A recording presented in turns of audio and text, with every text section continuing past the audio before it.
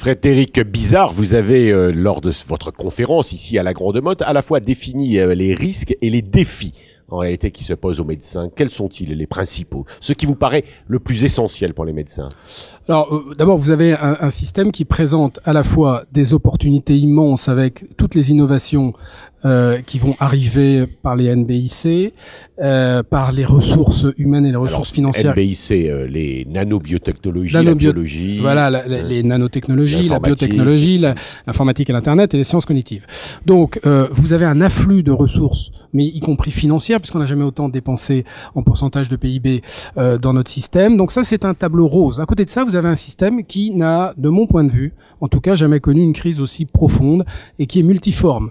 On a une crise d'efficacité, on a une crise de la gouvernance, on a une crise financière en termes de productivité du système, et on a une crise de confiance généralisée. Pourtant, donc, les acteurs font beaucoup d'efforts pour intervenir et pour essayer de réguler ce système et de l'améliorer. Ne partons pas du principe qu'ils ne cherchent pas à l'améliorer. C'est pour ça que c'est une crise systémique, c'est-à-dire qu'on a ainsi. Je vous rappelle que notre système a été inventé dans un monde qui n'existe plus. Le monde des années 40 et des années 50, on a conservé les mêmes principes de gouvernance, les mêmes principes de financement et une organisation des soins qui a relativement peu évolué. Donc c'est une question d'adéquation du modèle avec le monde d'aujourd'hui. Parce que le monde d'aujourd'hui, il connaît 3 transitions. Il connaît une transition démographique très forte avec le vieillissement de la population, une transition épidémiologique avec aujourd'hui le modèle dominant qui est le modèle de la pathologie chronique, et une 3e transition dont on a parlé qui est la transition technologique dont on parle de hyper-évolution. Et c'est celle-là, en réalité, qui, selon vous, entraîne notre système de santé dans des dépenses tout à fait considérables, plus que le vieillissement, vous avez dit.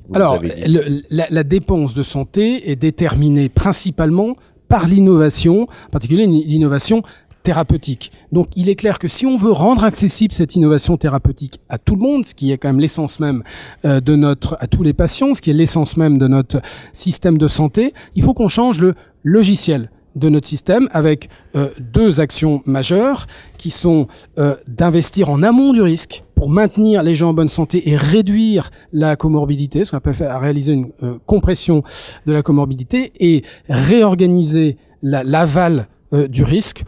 On parlait des patients chroniques, c'est 100 milliards d'euros de dépenses, c'est 2/3 des dépenses, avec davantage de structuration et de coordination des parcours de soins. J'interroge l'économiste que vous êtes. On ne peut pas considérer que l'instauration ou l'introduction de technologies, de médicaments nouveaux, finalement, finissent par faire baisser le prix de manière systématique, je dirais. Toute nouvelle technologie qui trouve un concurrent et puis dont le fond se banalise. Alors, c'est assez juste. Vous avez 2 effets de l'innovation. Vous avez un effet de substitution, c'est-à-dire qu'un nouveau produit peut venir se substituer à un autre et il peut être moins cher. C'est le cas de l'angioplastie, par exemple, par rapport à la technologie précédente. Mais vous avez un autre effet qui est l'effet de diffusion. C'est-à-dire que souvent, avec une technologie, vous pouvez traiter davantage de personnes que ce que vous ne pouviez pas faire avant. Donc, du fait que vous traitiez davantage de personnes, vous avez cette diffusion qui augmente les coûts. Donc, en effet, si on prend la chirurgie ambulatoire, qui est la résultante de plusieurs innovations, dont en anesthésie, vous voyez que ça fait diminuer les coûts. Tout ce qui permet de diminuer la durée moyenne de séjour, souvent liée aux nouvelles technologies, fait diminuer les coûts. Sur les prix des médicaments, c'est un débat, on a vu notamment dans certaines pathologies, mais notamment l'hépatite C, le cancer, etc. Comment l'économiste que vous êtes regarde ces évolutions avec ces prix tout à fait considérables de mise sur le marché? Il faut réfléchir à la transition entre un modèle, on va dire, mass market, où vous avez des blockbusters qui soignent tout le monde, même ceux qui n'en ont pas vraiment besoin.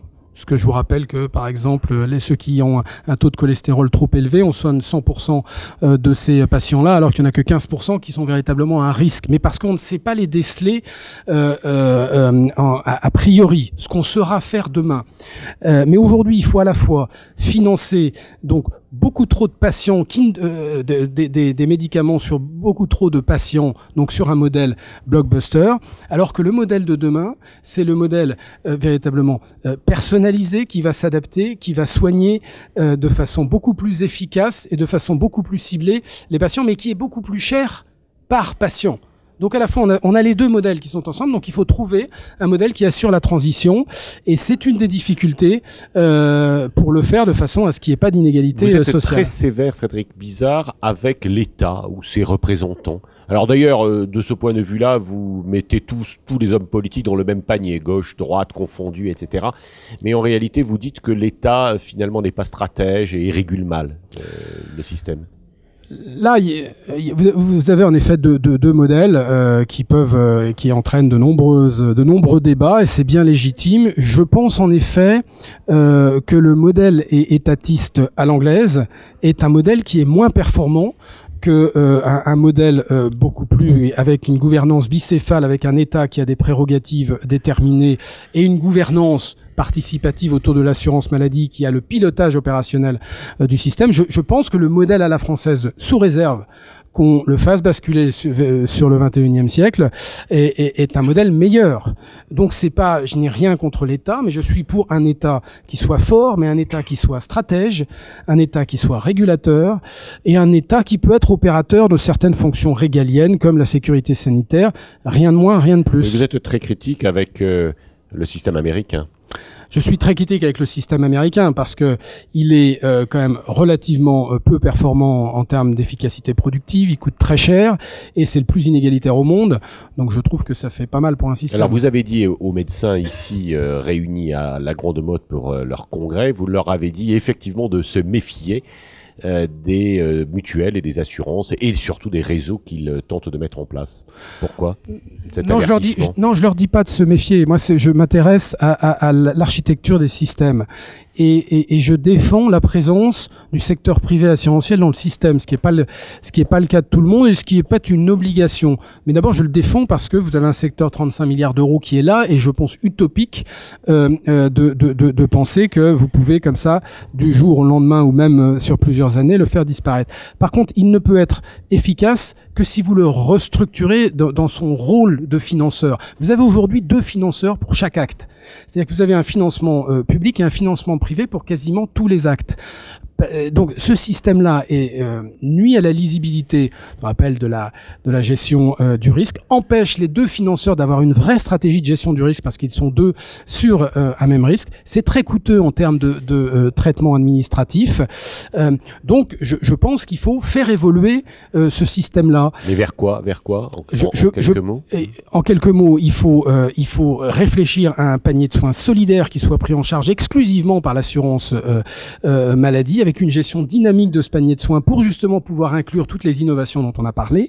Et il faut un panier de soins individuel qui est financé par les mutuelles et assureurs privés et instituts de prévoyance à travers un contrat homogène standard dont les garanties sont définies par l'État, parce que je pense que s'il y a un rôle de l'État à définir, même si c'est un panier de soins individuel, ce qui doit être accessible à tout le monde, avec le prix, avec simplement la variable prix qui différencie les différents opérateurs.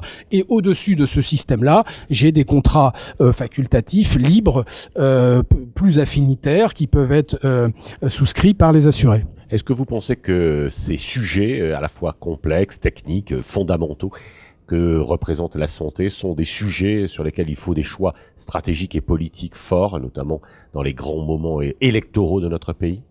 Je rappelle quand même que le rôle du politique, c'est d'essayer d'améliorer la qualité de vie de ses concitoyens. La France, aujourd'hui, est classée 20e par l'ONU avec l'indice de développement humain.